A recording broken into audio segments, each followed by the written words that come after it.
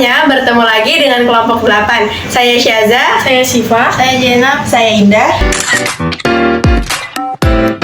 Pada video pembelajaran kali ini, kami akan menyampaikan materi tentang lembaga keuangan non-bank.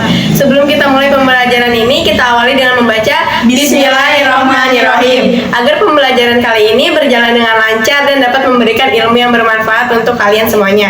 Mari tonton dan simak video ini sampai selesai ya.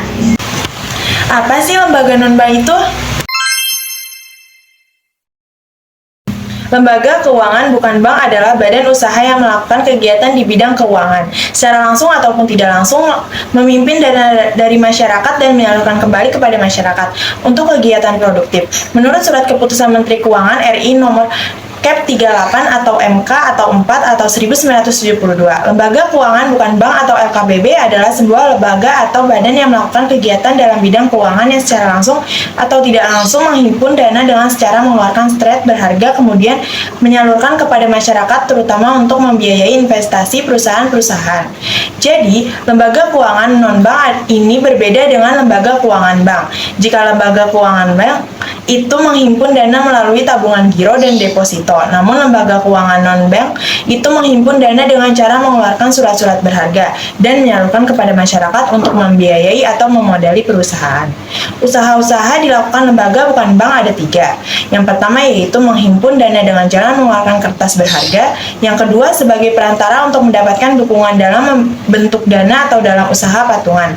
Ketiga, perantara untuk mendapatkan tenaga ahli. Peran-peran lembaga keuangan bukan bank meliputi yang pertama yaitu membantu dunia usaha dalam meningkatkan produktivitas barang dan jasa, memperlancar distribusi barang. Yang ketiga yaitu mendorong terbukanya lapangan pekerjaan. Beberapa bentuk usaha lembaga keuangan bukan bank adalah yang pertama yaitu Badan Hukum Indonesia yang didirikan oleh warga negara Indonesia atau Badan Hukum Indonesia dalam bentuk kerjasama dengan Badan Hukum Asing. Yang kedua, Badan Hukum Asing dalam bentuk perwakilan dari lembaga keuangan yang berkedudukan di luar negeri. Tujuan berdirinya lembaga keuangan non-bank adalah 1. Dapat mendorong pengembangan pasar uang dan pasar modal. Yang kedua, membantu permodalan jumlah perusahaan yang dimiliki pengusaha golongan ekonomi lemah.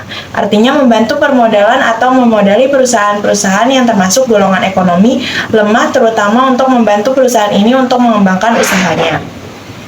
Kegiatan usaha yang dilakukan oleh lembaga keuangan bukan bank adalah sebagai berikut. Yang pertama yaitu menghimpun dana dengan cara mengeluarkan surat-surat berharga. Yang kedua menjadi perantara bagi perusahaan-perusahaan Indonesia dan badan hukum pemerintah untuk mendapatkan kredit dari dalam maupun dari luar negeri. Yang ketiga yaitu memberikan kredit jangka menengah dan jangka panjang kepada perusahaan atau proyek yang dimiliki oleh pemerintah maupun swasta. Yang keempat yaitu melakukan penyetoran modal di perusahaan-perusahaan dan penjualan saham di pasar modal. Yang kelima yaitu melakukan usaha lain di bidang keuangan setelah mendapat persetujuan Menteri Keuangan. Yang keenam menjadi perantara bagi perusahaan-perusahaan untuk mendapatkan tenaga ahli di bidang keuangan. Apa sih manfaat berdirinya lembaga non-bank itu? Manfaat berdirinya lembaga non-bank itu ada 4. Yang pertama, mempermudah pelaku ekonomi dalam mendapatkan pinjaman dana. Jadi pelaku ekonomi ini bisa masyarakat pribadi ataupun perusahaan yang membutuhkan modal untuk mengembangkan usahanya. Yang kedua, menghindarkan pelaku ekonomi dari praktek-praktek pihak yang tidak bertanggung jawab. Contohnya, seperti ada orang pribadi meminjamkan uang yang aktivitasnya meminjamkan uang dan memberlakukan bunga yang sangat tinggi itu tentu menyulitkan para pelaku ekonomi. Yang ketiga, membantu meringankan beban pelaku ekonomi wilayah terjadi sesuatu kejadian yang tidak diinginkan atau adanya musibah. Yang keempat, memberi jaminan hari tua dan meningkatkan pendapatan negara. Ada apa saja ya contoh-contoh lembaga non-bank di Indonesia, yaitu ada PT Pramuka Finansi, PT Kredit Usaha Mikro, PT Bizi Mikrofinansi Indonesia, PT Bank Sahabat UKM Nusantara, PT Finansial Sumber Makmur, PT Arta Jasa Keuangan, PT Investasi dan Perkreditan Indonesia, PT Cipta Dana Usaha Indonesia, PT Mitra Adi Perkasa Tbk, PT Akses Indo Finansi. Nah, sekarang jenis-jenis lembaga keuangan non-bank itu ada apa saja ya?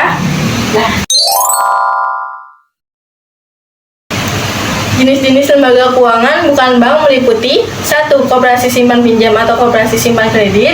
Simpan pinjam atau simpan kredit adalah menerima, simpan, dan memberikan pinjaman yang namanya simpan pinjam mega. Memberikan pinjaman uang kepada para anggota yang memerlukan dengan syarat yang mudah dan bunga ringan. Untuk meminjam uang, anggota tidak perlu menyerahkan jaminan. Koperasi kredit ini dapat digunakan untuk memberantas riba. Selain itu, koperasi kredit memajukan semangat menabung dan mendidik anggota untuk tetap hidup hemat.